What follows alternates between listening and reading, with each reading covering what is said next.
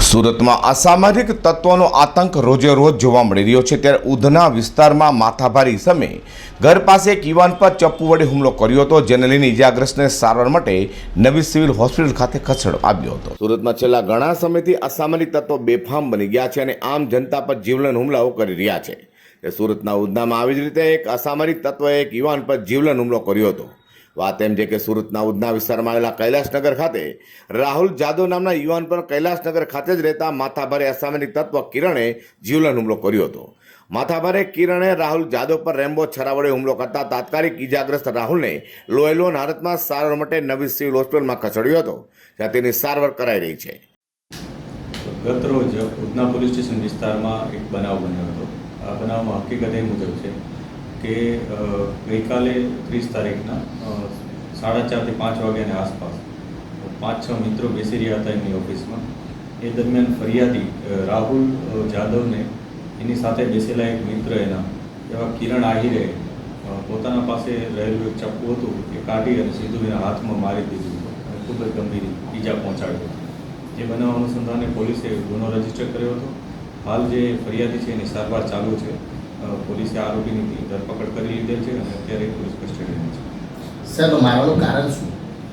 આ સમગ્ર બનાવમાં જે ફરિયાદીએ પોલીસને એવું જણાવ્યું છે કે આજથી 7 વર્ષ પહેલાં ફરિયાદીએ આ જે આરોપી છે આરોપીને એના ફરિયાદીના મધરને કંઈક અપશબ્દો બોલ્યા હતા આરોપીએ, તેથી આરોપીને એ વખતે ફરિયાદીએ પણ મારી દીધી હતી, જેનો અદાવત રાખીને ગઈકાલે આ બનાવ બન્યો હોવાનું ફરિયાદીને પોલીસને જણાવ્યું।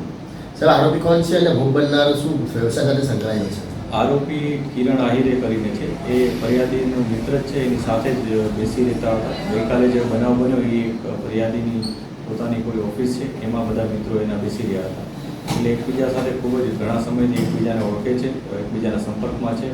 આ ઉપરાંત જે ફરિયાદી છે એ યુટ્યુબ ઉપર ચેનલ ચલાવે છે, પત્રકારત્વ તરીકેનું પણ ચેનલ ચલાવે છે એવા મેસેજ છે। આ તમામ બાબતો પોલીસ વેરીફાઈ કરી રહી છે કે ખરેખર શું બનાવ હતો, આમાં મુખ્ય અદાવત શું હતી, આ તમામ પાસા ઉપર પોલીસ તપાસ કરી રહી છે।